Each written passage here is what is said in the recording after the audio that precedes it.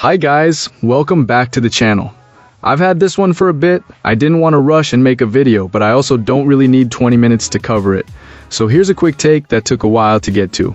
But before we get into that, don't forget to check this great discount for it.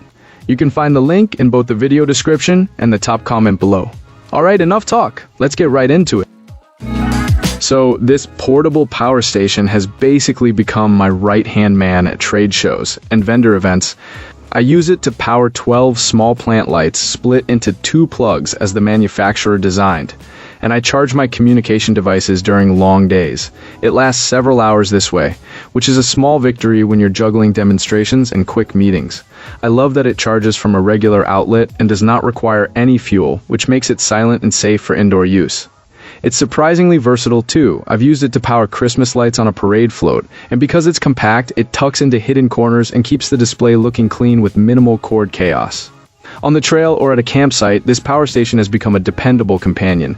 At about 6.5 pounds, it's light enough to carry without thinking twice, yet capable enough to run a laptop, a small LED setup, and a handful of phones simultaneously. The pure sine wave outlets are a real plus because they deliver clean power for sensitive gear, like laptops and cameras, without the hiccups you sometimes get with cheaper models. I've powered a laptop for hours and watched several devices charge at once without any strange behavior. The LED display is handy too, shows remaining capacity and current draw clearly, which makes it easy to pace your use when you're off-grid. Battery capacity sits around 296 watt-hours, which translates to realistic weekend camping use. Phones charging 15 to 20 times, a laptop running for 4 to 6 hours, and LED lighting across a couple of evenings without stressing the unit. The display and the way it communicates what's happening with the inputs and outputs are thoughtful touches that actually matter when you're trying to manage energy on the go. There are a few different charging options as well. Wall charging is advertised around 7 hours, car charging works smoothly on the move, and solar charging is possible with a panel sold separately. Having all 3 options covered means you're rarely stuck without a power plan. The build feels solid for the price. The housing takes a bit of camping rough and tumble, and the ports and switches operate smoothly. There's an integrated LED light for emergency illumination, though it's not incredibly bright.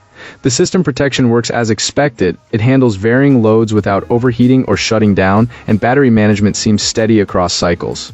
It's nice not to worry about mutating power behavior while you're working in remote corners of the world. There are a few caveats. The 300-watt ceiling rules out microwaves or space heaters, and the cooling fan can be audible under heavy loads.